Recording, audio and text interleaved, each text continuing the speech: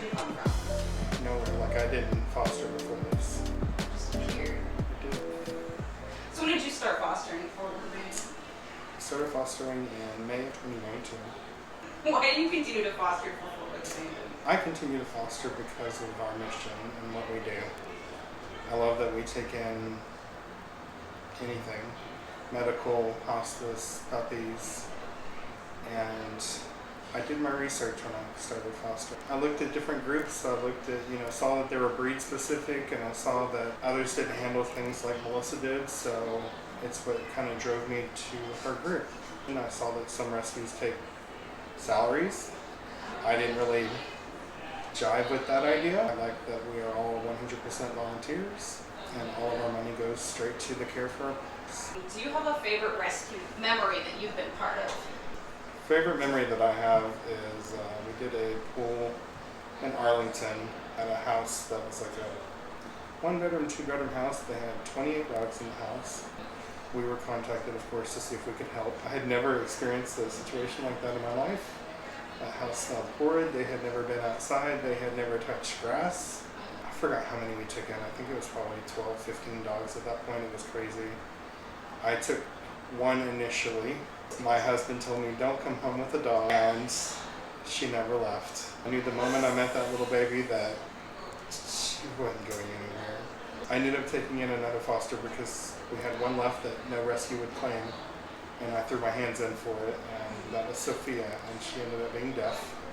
It was my first deaf foster, but I miss her. It was a transport. I've touched base with the rescue. She got adopted by a couple, and I stayed in touch with them for a little bit. They got sick and one of them passed away, so they actually surrendered her back to the rescue, but then she got adopted again. Transport was one of the hardest things I've ever done, but it's gotten easier over time. You have to have a lot of trust in the rescue that takes them on. Absolutely. What are your talents? What are you good at? So I'm good at project management. It's one of my talents. It's kind of what I do as a career. I tend to be a boss and want to manage things. Good at planning things. You have an aura of calmness that I try. many of us lack. Yeah, I try. It's taken years to get there. I used to be a hot trigger and hot-headed, and tried to calm path and choices. Helps me make a clear decision. So do you feel like you found your passion? Doing this has helped me in more than one way. I actually had a heart attack right before I started fostering. I had to go through cardiac rehab and things like that.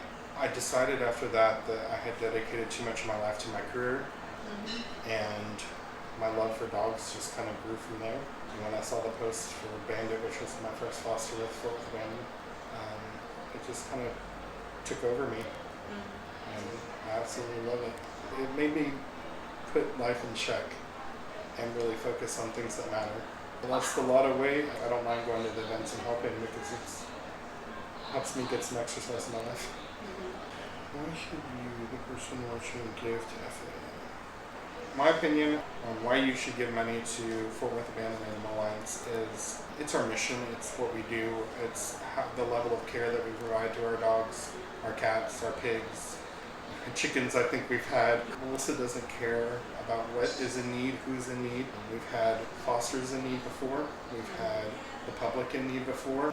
We do it all, and that's why I love this group. It's why I give money personally to this group. It's why I've had my work do matching donations to this group. I don't know of another group that does what Fort Worth Abandoned does. I've never seen it, I've never heard of it, and it's why I will stick here for as long as I can.